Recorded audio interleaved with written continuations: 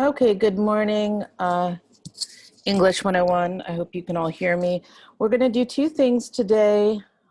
One is to look over the peer review sheet that you will review your peers' work, and this will also give you an idea of what you need to bring in on Wednesday and on Friday next week. So that's Wednesday the 16th. Am I right about that? Wednesday the 16th and Friday the 18th of September. You need to have a profile written and you need to have an audio recording. So let's go ahead and look at what the peer review sheet is all about. And here we are. So for your profile, you do need to have something written. This isn't the bulk of your grade. This is a part of your grade. So one of the things you need to do before you make your podcast is write out the profile. So when you give the written profile to your peer, they're going to read it and they're going to answer these questions. So you'll read theirs and they will read yours. If you don't have anything to bring in on Wednesday and Friday, then you are not in class. You are not attending class. You are counted as absent. You will not have a partner because there's no peer review unless you have something to review. Okay, so the written profile. What you're going to look at from your friend's written profile is first, is there a narration by the author of the profile? So there should be a description of the person that they're profiling, an introduction to that person. Does the narration adhere to the genre conventions of a profile? So is it a person? In our case, is this person alive? Does it give some background? Is there some angle? Are there all those things that we said, considering the rhetorical situation, would this person appeal to the class? So I'm not going to do my mom because even though I think she's the best person in the world, I don't think she'd appeal to the class. I could be wrong. My mom's pretty cool. Okay, so does it meet the length requirements? So your profile, your written profile should be 3 to 4 pages. That's it. Does it supply necessary background information? Is it clear that the author has done extensive research on the subject? Give an example of background. So for example, let's say you do your sorority sister. Do you know when the sorority was founded? Do you know how long the sorority has existed at Nichols? Do you know what the population of the sorority is? Do you know what other universities have branches of that sorority? So do you know about the topic? Does it include specific engaging details about the topic? What has struck you? So do you remember with the profile of Uncle Eddie by Nicola Hannah Jones, she talked about her uncle dressing. That struck me. That struck me that he dressed really beautifully for her graduation and that he had on, I think, spats or gaiters. Okay, does it include specific engaging details? Right, so what struck you in the profile of your peer? Does it convey the subject as complex and or interesting? Does it take an interesting specific angle on the subject rather than, say, telling a person's whole life history in an unfocused, incoherent way? So you should not tell the whole history of this person. Give an example of how this person is complex or interesting. Are there at least 2 direct quotes in the written profile? So you must have direct quotes in your written part, and then you must have 2 portions of speech in the audio part. Is the writing clear, well organized, grammatically sound, at least for the most part? So remember, I'm not really grading this profile that's written. I need you to do it because it's going to help you to do the audio part. So it doesn't need to be grammatically perfect. Is it stylistically sophisticated? Are there college level examples of expository prose? So This should be not looking like a chat, oh my God, WTF to your friends. It should be academic writing. Okay, let's talk about the audio part. So the audio, if you read the profile from the thing you hand to this peer and you record it, it should, if the conventions of the profile were there in the top and the written part, they should be here, no problem, in the audio part. Is the audio an appropriate length? Does it supply necessary background information from the written profile? Is it clear that the author has done extensive research on the subject? So all of that is the same.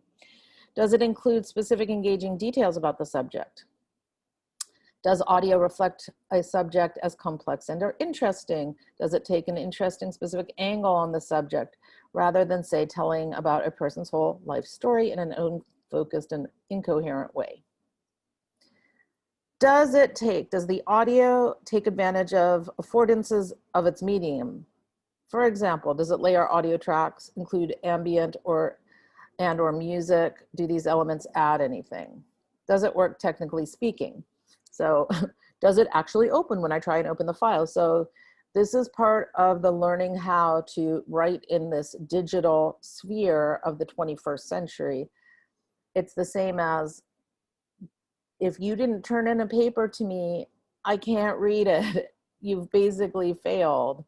So if you turn over an audio profile to your peer and they can't listen to it, that's not working. So that needs to be part of the basics of, does this thing work? And can you share it?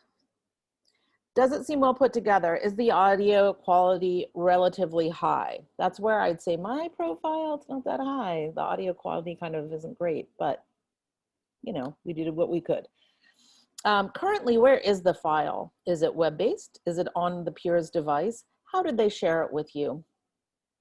Name one thing that you learned from this profile. So that's the peer review. You're probably going to end up doing 2 of these, okay, for 2 different students. And of course, you need to write your own profile and record your own profile for Wednesday. Okay, moving along. I want to play for you some profiles that my students wrote last semester. So what I'm going to have to do is share the screen, and I'm going to have to make sure that I'm sharing computer sound. And so you should be able to hear this. Okay, so what I need you to first listen to is what the assignment was. So the assignment for these students, it wasn't to do a profile. It was a final. So for the final, I said to my class, you can do a profile. Oh, no, you can do one thing or you can do another thing. So I don't want to tell you what that one thing is. It was writing an essay. It might be similar to your final. Or you can do the podcast for your final. So the podcast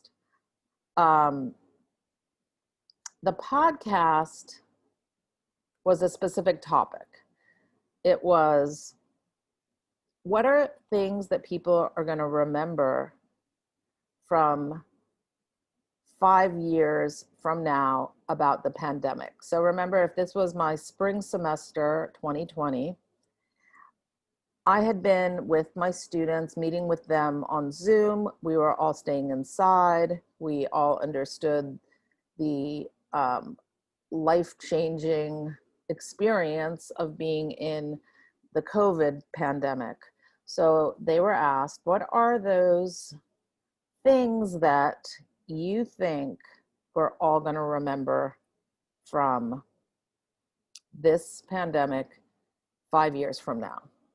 Okay, so I'm going to pull up the first one. Okay, so here we go.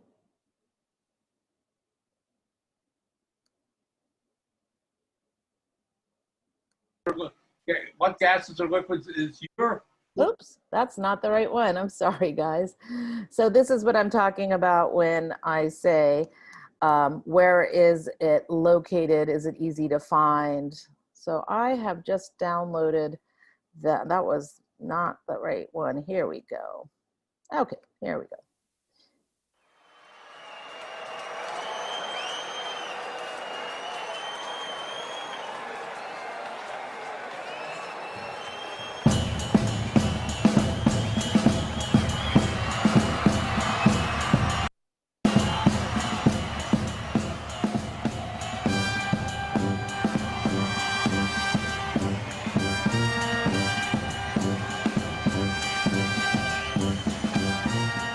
Life has been turned upside down for many people around the world, to say the least. Presently, there are no more public gatherings, no sporting events of any kind, no concerts, not even elective surgeries being conducted. All school campuses are closed, and places of worship have even moved their services online. People no longer hug and shake hands, which in the South here, that's particularly hard to get used to. All in all, most people are doing what they can just to keep distance. I went to the store the other day with my wife, and I noticed all the patrons in the store were wearing masks and standing in designated spots marked on the floor to help them maintain their social distancing. Even the cashier was masked and safely tucked behind her COVID-proof plexiglass shield. I felt a tickle in my throat as we waited to check out and started to clear it. I then realized I had the whole store's attention. I quickly swallowed and waited to clear my throat once we got back in the car. It has been quite an adjustment to get used to the, quote, new normal. You hear people speak about how they cannot wait for this to pass so that life can resume the way it was. There are some things I am sure will return to normal. We will go back to cheering our favorite teams at stadiums. We will again attend concerts. We will return to our places of worship, and we will go back to doctors' offices getting nipped and tucked. But personally, I think there is one thing that is probably not going to change back to the way it used to be, and that is the way we shop for our groceries. Grocery shopping has been available online for some time now. Stores such as Walmart, Target, Amazon have offered this service, but most people until now had remained reluctant to buying their groceries this way. Chris Walton, a writer for Forbes magazine, states, with many consumers already or on the precipice of being sheltered in place, digital grocery has become the only option, at least a more desirable option, even in just facilitating order pickup, than going into an actual grocery store full of other potential virulent people to shop. What seems to have started out as a safety precaution against spreading and contracting this nasty virus has now become a newfound convenience in shopping. I must admit, it's quite nice. My wife spends about 10 to 15 minutes online ordering what we need, and by the time we arrive to the store, groceries are loaded up and ready to go. What would have taken us normally 2.5 hours going down the aisles with a list can now be done in about 30 minutes or less. This style of shopping is occurring in all facets of retail. The days of going into a store, browsing until you find what you want, are probably gone for good. With the push to automate every aspect of shopping to prevent personal contact and contamination, stores will probably start to resemble kiosks and vending machines. Retailers that were reluctant to change in the past will need to reconsider if they wish not to go the way of the dinosaur. Stephanie Bedard, a writer for CNN, states in her article, retailers that don't offer online shopping will likely start doing so and regret not establishing it sooner. The increase in online shopping in the coming weeks will likely accelerate the growth of e-commerce activity beyond COVID-19 pandemic. It seems virtual grocery shopping is here to stay. Most people I have spoken with say they cannot believe that they have not tried it sooner. It seems gone are the days of thumping melons, checking the firmness of tomatoes, and squeezing the Charmin. Who would have thought it would be a pandemic that would bring the die-hard holdouts to the convenience of online grocery shopping? I am sure there will be several things we will continue to do after the pandemic ends that we did not do before. I believe one that we will remember most is how a virus killed the supermarket.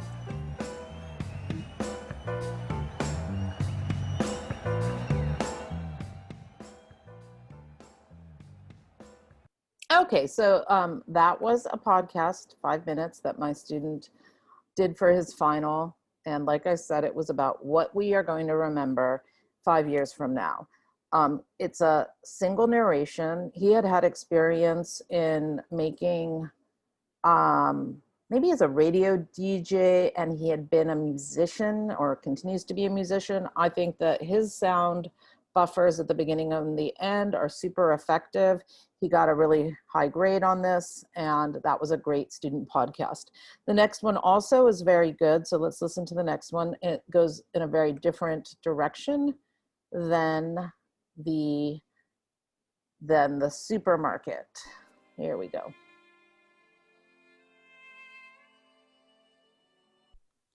Good afternoon, everyone. My name is Jean-Marie Young, and I am here to talk about the increase in civil legal aid cases due to the COVID-19 pandemic.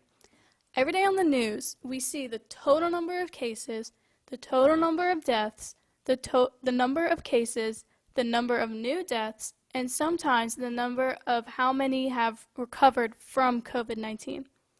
In addition to this information, the news is flooded with unemployment rates, business closure, and families' reliance on food banks.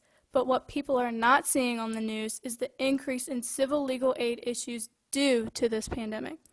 Today I have my mom, Danette Young, who is the communications director for the Louisiana Bar Foundation, which is the largest funder of civil legal aid in Louisiana. Thank you for being here with me today. Thank you, Jean-Marie. Hi, I'm Danette Young, and I'm the Communications Director for the Louisiana Bar Foundation. As Jean-Marie stated, the Bar Foundation provides funding for Louisiana civil legal aid providers. Civil legal aid is free legal services for low-income people. Here in Louisiana, there's a network of organizations that provide these free legal services for a multitude of issues such as unemployment, housing and eviction, domestic violence, all to low-income people. The need for civil legal aid will likely balloon, as it did after Hurricanes Katrina and Rita in 2005 and after the 2008 economic downturn. Through no fault of their own, more families find themselves qualifying for civil legal aid, and more civil legal aid issues are surfacing. Civil legal aid is a vital component of society's response to and recovery from the current public health crisis. Civil legal aid helps people solve critical life-changing problems and prevents events that are harmful and expensive for society. Solving these issues opens doors to the justice system and provides reinvestment in the community, and this will have a ripple effect, impacting not only the family served, but the community at large. Schools, businesses, government agencies, and the state as a whole will benefit from resolving these legal problems. Jean-Marie is going to expand on some of these civil legal aid issues. The unparalleled unemployment rates are causing people who have never experienced such hardships are now in need of legal services. Due to the unemployment, people have not been getting paid, therefore cannot pay rent, which leads them to more and more people being evicted. Even though some governments are holding off of evictions, many of them aren't, leaving people with no home and nowhere to go. Legal aid attorneys can help people become more stable through this crisis. Another big issue during this pandemic that people are not talking about is the increase of domestic violence. According to Time magazine, experts expect incidents of domestic violence will increase as more cities go on mandatory lockdown. Reports of domestic violence tripled in China at the height of the pandemic, and police officers and survivor advocates across the United States fear the same will happen here. I came across some examples while reading Time magazine. One example was a woman said that her abuser has threatened to throw her out on the streets if she starts coughing. According to KLB, abusers could greatly impact their victims' safety during this pandemic. The national hotline says abusers could hide essential items like hand sanitizer or disinfectants. Also, they could prevent a survivor from seeking the medical attention they need. Due to the stay-at-home orders, people feel like they are trapped with nowhere to go. In my opinion, we are only seeing the beginning of this crisis as it relates to everything such as unemployment, business closure, and domestic violence. This pandemic will continue to affect people in 2025 because people will still be trying to recover from the economic loss, which in return causes a multitude of problems. Even though this pandemic has caused a lot of hardship, it has brought the world closer together and better than ever. That is all the time we have for today. Thank you for tuning in, and I will see y'all next time. Okay, so that was the other students podcast, which I think was good as well, but it was a little bit less strong. Here's why it is not as good as the first one. Even though it had the interview with her mom, she was a mass comm student, and so there were these sort of ways of signing on, giving her name to explain she's doing the reporting. It sounded more like a news report than it did a podcast. Additionally, it's not clear if she's explaining what civil legal aid is or that there are more cases of domestic abuse and that is what people are going to remember 5 years from now. That's what she said it was about, and it sort of veers off with the interview of her mom. So even though it's really good that she interviewed her mom, it didn't stay on task, which is she said it was going to be a podcast about the things people remember 5 years from the pandemic, and specifically that there's domestic abuse. And so she did give some examples, and she did her research, so it's good. You know, she went to Time Magazine and gave an example of somebody who's going to hold off on giving a partner hand sanitizer as a kind of example of domestic abuse. But she also, at the end, when she signs off in that very newscasty way, says, this pandemic has brought us closer and stronger together than ever. And it's a bit of a contradictory message because she is talking about domestic abuse and legal aid. So which one is it? Is it we're closer and stronger, or is it we're closer inside beating up on each other? But they're both good, you know, and so I was happy with both of those and wanted to share both of those with you. We're going to listen to one other podcast. This one is a professional podcast, meaning that it's radio quality. It is of a musician, so I mentioned it very briefly in class. So let me share this with you. It's a musician who is from Louisiana, named Joe Barrio of Joe Barrios. And this is a profile. It's a little bit longer too. This message comes from NPR sponsor State Farm. With surprisingly great rates, State Farm is the real deal when it comes to home and car insurance. State Farm agents are ready to help personalize your insurance. So when you want the real deal, like a good neighbor, State Farm is there. Southern Louisiana in the early 1960s was a hotbed of musical creativity for young people who'd been raised listening to French-language country music and Fats Domino. They combined those and other influences to make what's now called swamp pop. Rock historian Ed Ward has the story of Joe Barry, a pioneer of this sound. His music is on the new collection, Joe Barry, A Fool to Care.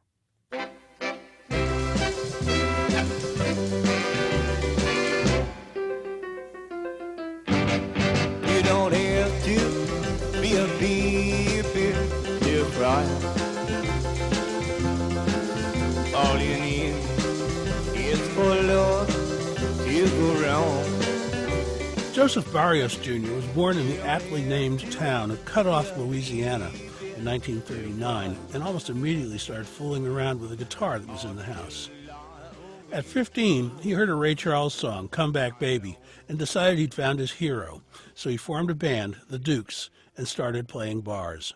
When local hero Joe Carl stole the band from under him in 1960, Barrios, who by now was using the name Joe Barry, just formed another one, the Delphis, and hearing that there was a studio in Ville Platte that would record you, they headed up there. Hot broken Lord. Don't I cry every night? You're doing me wrong. Girl, you'd better treat me right. All my friends tell me. Floyd Swallow, whose studio they'd used, had been recording Cajun and Cajun country records for a decade, but had a rock label, Gin, reserved for people like Joe. Heartbroken Love got a lot of airplay, but didn't sell a lot of records, so Joe had to be very persuasive before Floyd agreed to let him make a second one. For this, they went to a bigger studio, Cosimo Matassa's in New Orleans. Joe had been perfecting a song he'd written, I Got a Feeling, a kind of tribute to Ray Charles, and he put everything he had into it. Well, I got a feeling down to my soul. Well, the way you treat me, baby, is so lonely and cold. Well, the way you treat me, baby, shall I understand? You're gonna leave me, baby, I'll say baby for some other man.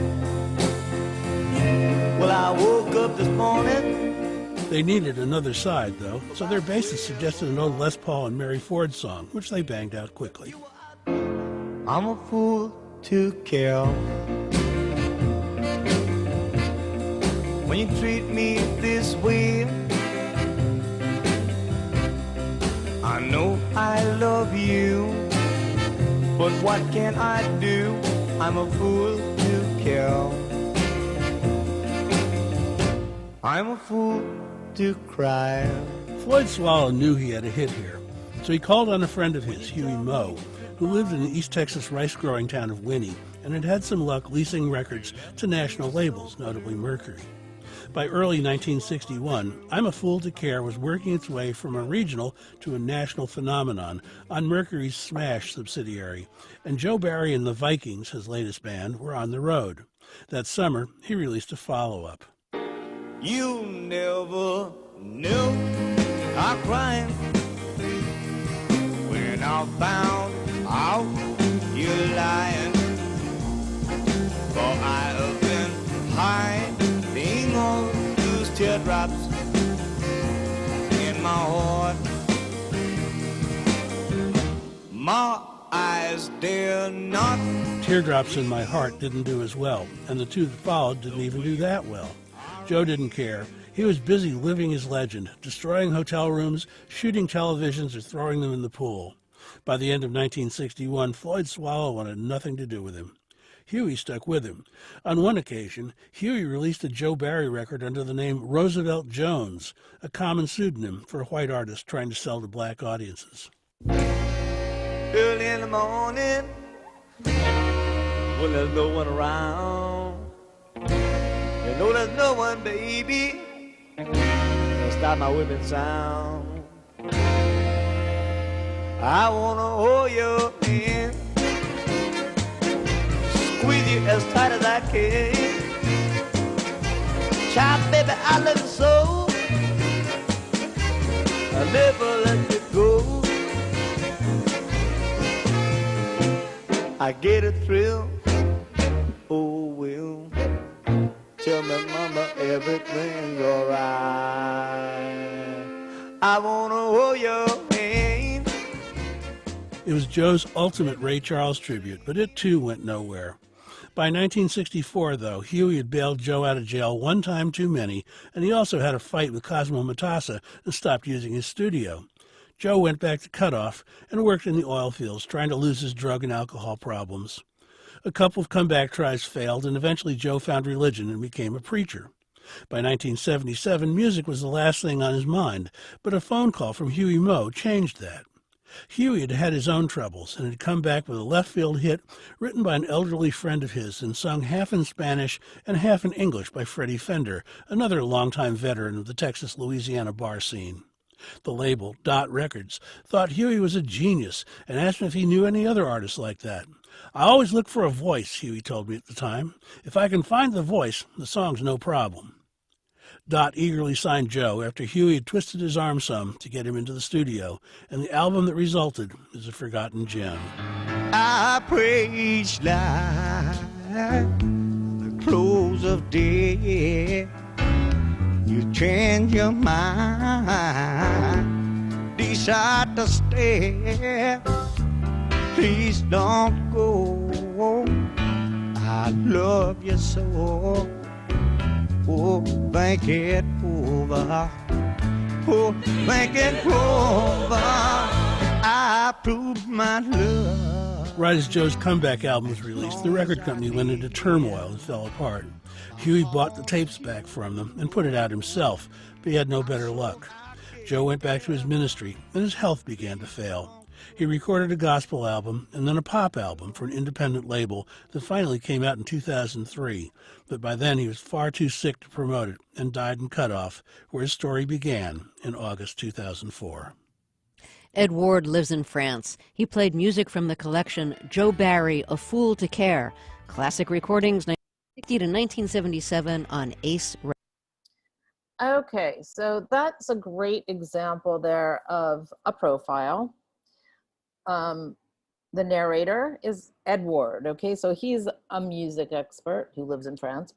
He does the narration about this guy, Joe Barrios, who is from Louisiana and was a musician and played in the kind of R&B swamp pop genre, tried to find, even though he was white, an audience with Black fans. The music is very 1960s Ray Charles-ish, but also has that pop, swamp pop sound that is popular in, probably some of your parents listen to it. So it's popular in Louisiana, or your grandparents might like it. That's a professional podcast, a professional piece of reporting. So, you know, we can't compare ourselves to Ed Ward, whose job it is to get on the radio and sound great. With that said, aim high. I think that that is a particularly good profile. We have a sense of the man. We understand that he went through different phases of his life, from Cutoff to working in more Western Louisiana and having a music career. He had been a partier, breaking up the hotels and wild musician stuff. We get a sense that that didn't work out for him, so he goes back home to Cutoff to work in the oil field and eventually becomes a preacher. So pretty good podcast there. And I'm going to leave it at that for this class today. So I will make sure that we go over the peer review and what is expected for you to have on Wednesday when the Wednesday folks come in, and the Wednesday Zoomers are Zooming. You must show me in some way, shape, or form that you have both an audio sample and a written profile. So I will remind you again on this on Monday, and you will not be counted as present, and I will not admit you into either breakout room with your classmates if you don't have those things, a written profile and an audio sample. Okay, so I'm going to call it. Have a great weekend, and I will see you on Zoom on Monday.